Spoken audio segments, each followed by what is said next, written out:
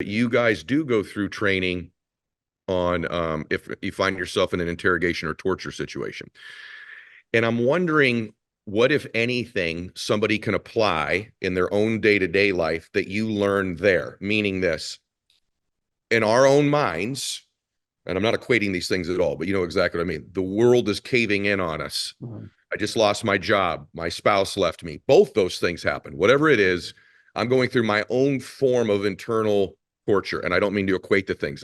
I'm trying to delineate a lesson learned from the most extreme situation Mhm. that we can apply in a less extreme situation in our lives. So what can be learned from what you learned about going through interrogation or torture that someone could apply in their own life in their own somehow small way when they're going through their form of mental torture or anxiety or worry? So there are two really powerful tools that we learned in our resistance training. And resistance is what you're talking about, resisting the fear of torture. Because oftentimes when you're trying to forcefully interrogate somebody, it's the fear of the unknown that makes them fall apart. It's not actually when they're getting slapped or getting punched. It's when they're sitting in the chair and they don't know what's coming next. And that's what really gets into your head. And that's part of the psychedelic or the psychological manifestation of torture in advance of physical torture. Mm. And that's exactly what you're saying, Mm-hmm. Ed, when you say that the world is caving in upon us. Mm-hmm. What that means, you can relate to the person who's sitting in the chair before the torture starts, Mm-hmm. where they're like, oh, what's coming next? The Mm. world is collapsing. I have no control. I don't know what's going to happen. That's Mm. that feeling.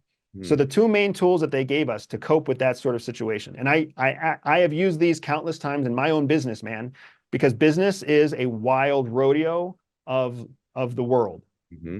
The first is something called false dichotomy. False dichotomy. False dichotomy means you create a two scenario situation, right? False dichotomy, yes or no, on or off, red or green. You create a dichotomy. You force yourself to believe there's only two options.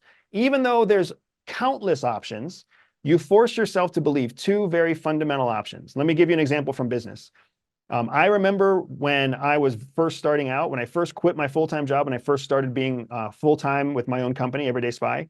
Mm-hmm. I knew that to keep my family afloat, I needed $4,000 a month to keep my family afloat. Mm-hmm. But I didn't know every month if I was going to make $4,000 a month. Mm-hmm. Some months I made 2,000, some months I made 10,000. I Mm-hmm. never knew where it was going to come from. So it would cause me great stress and I would lose sleep at night and I would wring my hands and I would worry about, am I going to have to go find a job? Am I going to crash Mm-hmm. this business before it even takes off? Mm-hmm. So I applied this false dichotomy where I would tell myself, it's either going to live or it's going to die. Mm-hmm. That's it. Mm-hmm. The business is going to live or it's going to die, period. Mm-hmm. Once I said those are the two options, Good. I had no control over those options. I didn't need to stay up at night worrying about, is this thing going to sell? Is that thing going to sell? Am I going to get this client? Is that client going to leave me? All of the what ifs went away because it's either going to live or it's going to die, the end. And that is something that we use all the time in the field because there's countless what ifs. But if you focus yourself on a basic dichotomy, Very good. it shuts all those voices off. Very good. It's funny, in my life, the things I've really feared and worried about were the unknown. I handle them very poorly internally. My anxiety, my heart rate, my stress level. What's most amazing to me is when the really bad things have actually happened, I've handled them very well. That's what's bizarre. And so, to your point about the worrying of the unknown is so totally true because I'm processing all these scenarios. But actually, when really bad things have happened, last night, inside story, I have a lighter for my cigars, and I put the butane in it incorrectly where it, like, I didn't realize it, but it got all over the lighter. And I went to, this is true, everybody, this just happened last night. I went to light my lighter and it caught me on fire. And actually, you can't tell today, but I burned part of my hair, and like it, I don't know what I'm doing. You can't just pour water on the flame. And this is really, and after it happened, the two boys were here. I said, my heart rate didn't move a millimeter, like not a millimeter. I just reacted. It ended up being okay. And they're like, Dad, your hair's on fire. I'm like, really? Okay. And I but the point that I'm making, I'm fine. I don't even have any burns. It wasn't that serious. My point is, my heart rate's gone ballistically higher on things that have never happened in my life that are nowhere near as serious because of the unknown aspect of it. So this dichotomy thing, I'm like stealing that tomorrow, bro. That is killer. Is that why also I'm surprised a CIA guy would say this, or maybe I'm wrong that you didn't say it. So correct me if I'm wrong, that anxiety is actually a superpower for someone. Correct. Yeah, that How's that is true? How's that true? it's true in a number of ways, and nobody talks about it Okay. because people don't understand it, right? So anxiety, true anxiety, which is different than the anxiety that is tied to worry or the anxiety that's tied to the Yep. unknown, Okay. right? Like 25% of Americans suffer from anxiety. The people who truly have anxiety know. Everybody else doesn't really know what it feels like. Okay. Because real anxiety comes from when you don't even know what it is that you're upset about. Like that's the true anxiety when something festers in your gut and you don't even know what's bothering you because it's almost on a sixth sense kind of a level. Yeah. And there's still a large number of people who have that, but it's Mm. not the person like when I get worried about payroll at the end of the month, that's Yeah. not anxiety, Okay. right? But when I'm sitting there and I'm like, something doesn't feel right and I can't sleep and it's nagging at me and my stomach feels bad and I've got all this nervous energy and I'm just off center, Yeah. there are a number of people who suffer that anxiety, a number of very high performing people who suffer from anxiety because what's happening is cognitively, your brain is picking up on cues that your prefrontal cortex can't register. Mm. So it's almost like your monkey brain, your animalistic brain is seeing a threat that your cognitive brain cannot identify yet. And Mm. that threat is being processed in the deeper parts of your brain and it's manifesting physiologically in your body. Now, when you hear about what is actually causing anxiety, you start to see why it's a Yeah. superpower because it's like a spidey sense.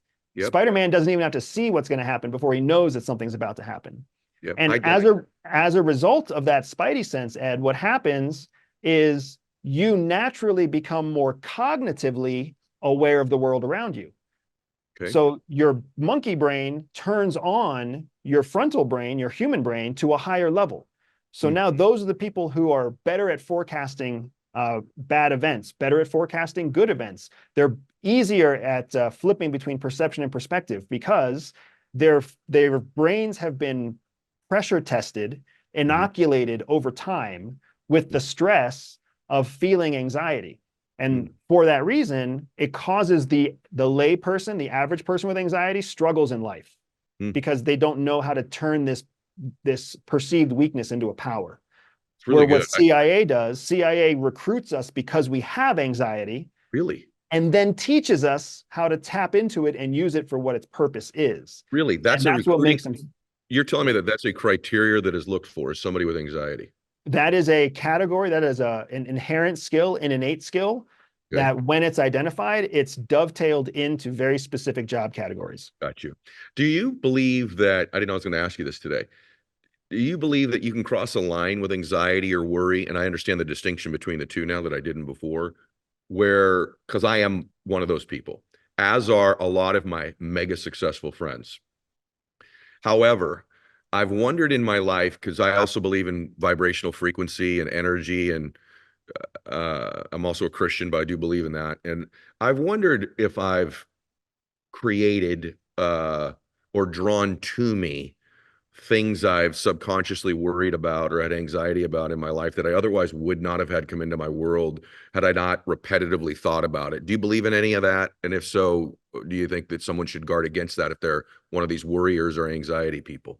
So in what I am not a person who tends to believe in much. I tend to take I've read objective that. fact. Yep. I take objective fact and I try to synthesize it into knowledge that I can then use predictably. Mhm. And what I've seen in my clients, as well as what you're saying right now about yourself and your own peer group, Mhm. has been really consistent. Mhm. What I believe is happening is where people write books about vibrations and the law of attraction, et cetera, et cetera, et cetera. Maybe that's true. Mhm. Maybe. But Mhm. here's what I do know. I know that people who have a heightened sensitivity that causes them anxiety, Mhm. those are people who have greater informational awareness of what's happening in the world around them. Yeah. Because they have that greater informational awareness, they start preparing now for something Yeah. that may not happen for another 6 months. And then when the thing happens in 6 months, They know how to deal with it. You just said it yourself a few minutes ago, Ed. When really bad things have happened, Mm-hmm. you've handled them really well.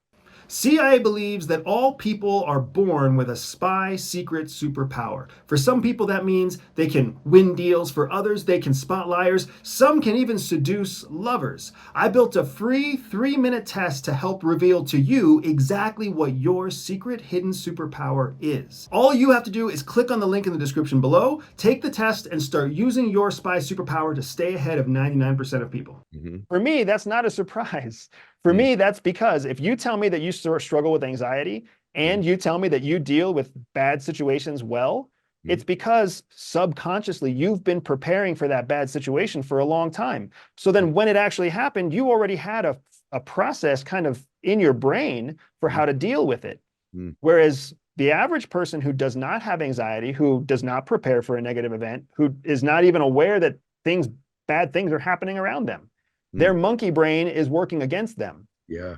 So then when bad shit happens, they literally are deer in the headlights. I bet you don't have many deer in the headlights moments. Yeah, I don't. By the way, this is such a great conversation, brother. But I don't.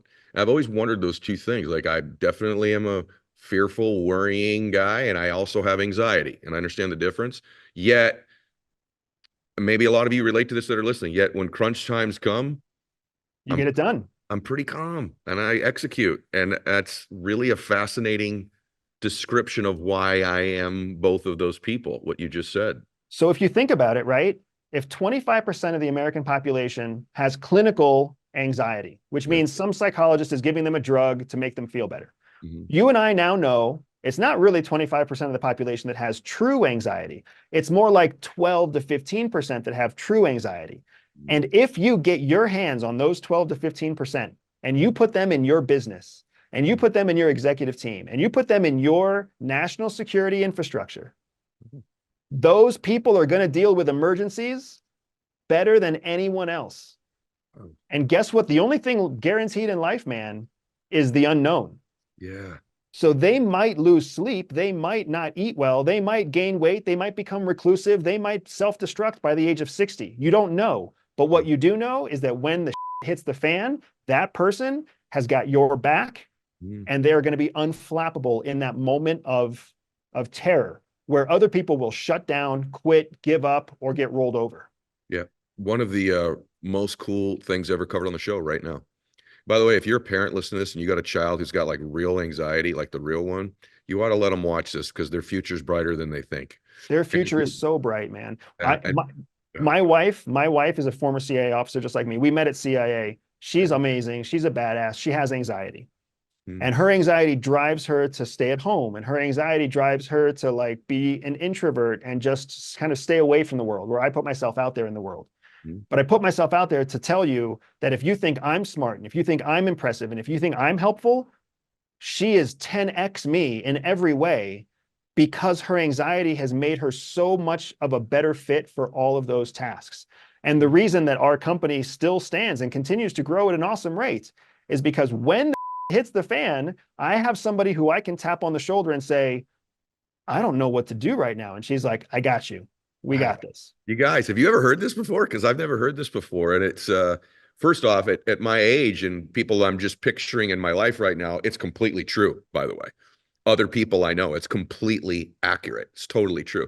What's the I'm watching you talk. You're interesting because you obviously have this very fascinating background. Your IQ is very high. You process information super quickly. But you're also like, and you're a great communicator. All these things are obvious to the people listening or watching. You're persuasive. What is a major mistake people make thinking they're being persuasive, but they're really not? Tough question. Yeah, it's a great question. People often misunderstand what persuasion really is, especially when they confuse persuasion and influence, right? Two very different things. Okay. Because persuasion has to do with the current moment and it has to do with creating emotional momentum. That's what makes you persuasive. If you can get somebody on an emotional driver in the present moment, you can persuade them to take the action you want them to take. And CIA is very, very focused on creating officers who can persuade in the field under pressure. Mm, Because we're not meeting with nice people in the world.